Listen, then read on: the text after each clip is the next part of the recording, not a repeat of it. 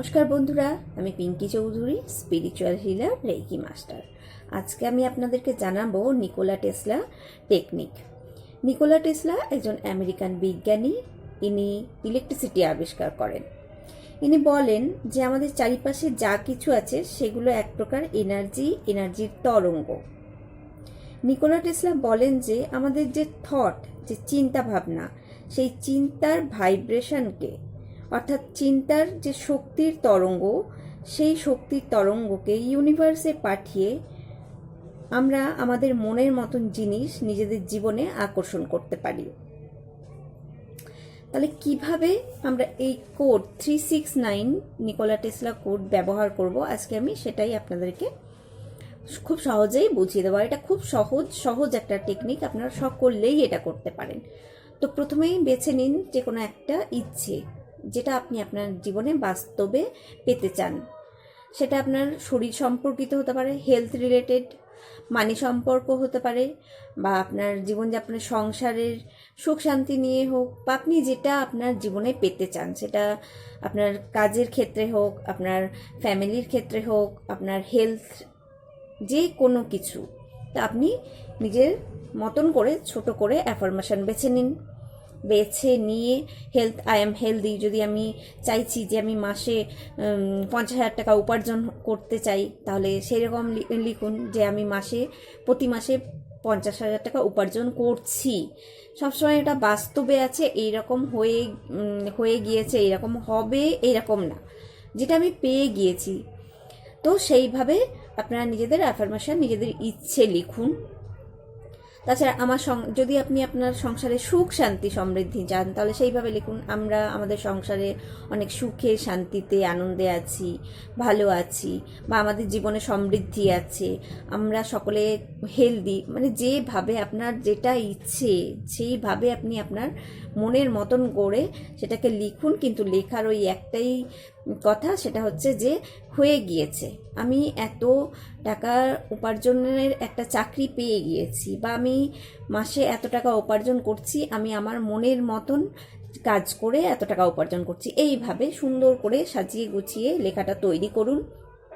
যখন লেখাটা লিখবেন তখন অবশ্যই নিজের আবেগ, নিজের ভালোবাসা এবং সেটা অনুভব দিয়ে লিখবেন। কারণ আমরা যখন বাস্তবে নিজেদের জীবনে কিছু পেতে চাইছি, সেটাকে অনুভব করতে হবে যে আমি পেয়ে গিয়েছি। সেই আনন্দ, সেই ফিলিংসটা আপনার লেখার মধ্যে থাকতে হবে, তবেই সেটা ভালো কাজ করবে। আমি এমনি লিখে দিলাম, সে লেখার কোনো কিছুই হবে না। লেখার সময়তেই এটাই হচ্ছে কাজ, লেখার সময়তে এমনভাবে লিখতে হবে যে আমি যেন সেটা পেয়ে গেছি, সেটা অনুভব করছি, আমার জীবনে সেটা চলছে, আমাদের সাবকনসিয়াস মাইন্ড সেটাকে নিচ্ছে। এমনভাবে লিখবেন যে আপনার মাইন্ডে সেটা যাচ্ছে। তো যে কোনো জিনিসকে আমাদের সাবকনসিয়াস মাইন্ডে পাঠাবো, তবেই সেটা ম্যানিফেস্ট হয়ে আমাদের লাইফে আসে।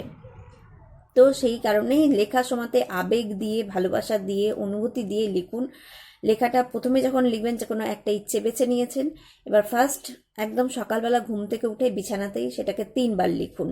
3 বার লেখার পরে 369, যেহেতু প্রথমে ফার্স্ট টাইম লিখবেন আপনি 3 টাইম, তারপরে সেকেন্ড টাইম যখন আপনি লিখবেন তখন ওটা লিখবেন 6 টাইম। একই ইচ্ছে লিখবেন, আবার 6 বার লিখবেন। দুপুরবেলা ঠিক খেয়ে দিয়ে যখন আপনি বিশ্রাম করছেন, তখন আর মাথাতে অন্য কোনো চিন্তা না নিয়ে একদম এই চিন্তাটাকে, এই লেখাটাকে মন দিয়ে আবার লিখতে থাকুন। 6 বার লিখবেন আর অনুভব করবেন। যখন রেস্ট করছেন 6 বার লিখছেন, লিখে নিয়ে আপনি অনুভব করছেন সেই সময় রেস্টের মধ্যে। দুপুরবেলা হয়ে গেল 6 বার। এবার রাত্রেবেলা ঘুমানোর সময়তে আবার সেটাকেই, একই ইচ্ছেকে আপনি 9 টাইমস লিখুন। 9 বার লিখবেন। লিখে এবার যখন ঘুমিয়ে যাচ্ছেন, তখন সেটাই আপনার ইচ্ছের মধ্যে, মনের মধ্যে সেই ভাবনা, চিন্তা, কল্পনাগুলোকে নিয়ে ঘুমিয়ে পড়ুন। এইভাবে আপনারা নিজেদের যে কোনো ইচ্ছেকে বাস্তবায়িত করার জন্য এই টেকনিক অবলম্বন করতে পারেন, ব্যবহার করতে পারেন। ম্যানিফেস্টের টেকনিকটা খুবই সহজ এবং খুবই কার্যকারী। তো তাছাড়া এটা কতদিন করতে হবে আপনাকে?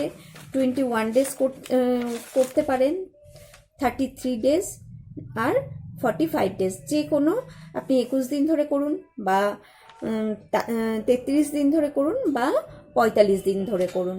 এইভাবে আপনারা এই কদিন যে কোনো একটা ইচ্ছের উপরে কাজ করুন। করতে করতে যখন দেখবেন যে হ্যাঁ এটা ঠিক আপনার হয়ে গিয়েছে, তখন আবার আপনি অন্য কোনো ইচ্ছে লিখবেন। কিন্তু প্রথমে একটা দিয়েই শুরু করুন, ছোট ছোট দিয়ে শুরু করুন, যেন সেটা পেতে আপনার সুবিধে হয়, আপনার সাবকনসিয়াস মাইন্ডে সেটা বুঝতে ধারণ করতে সুবিধে হয়। কারণ ভারী জিনিস নিতে চট করে সুবিধা, ভারী জিনিস চট করে আসে না, কিন্তু হালকা জিনিস আমরা খুব সহজেই নিয়ে নিতে পারবো। আমাদের যেহেতু আমাদের মাইন্ডে একরকম চিন্তা আছেই, সেটাকে এবার সরিয়ে আবার একটা নতুন কিছু দিচ্ছি, তখন ছোট ছোট জিনিসগুলো দিলেই সেটা ভালো হবে। তো আজকে এতটাই, ভালো থাকুন, সুস্থ থাকুন, আবার কোনো নতুন ভিডিওতে দেখা হবে। যদি আপনাদের কোনো প্রশ্ন থাকে তাহলে অবশ্যই কমেন্ট করে জানাবেন, আমি আবার কোনো ভিডিওর মাধ্যমে আপনাদেরকে আপনাদের প্রশ্নের উত্তর দেওয়ার চেষ্টা করব আমার সাধ্যমতো।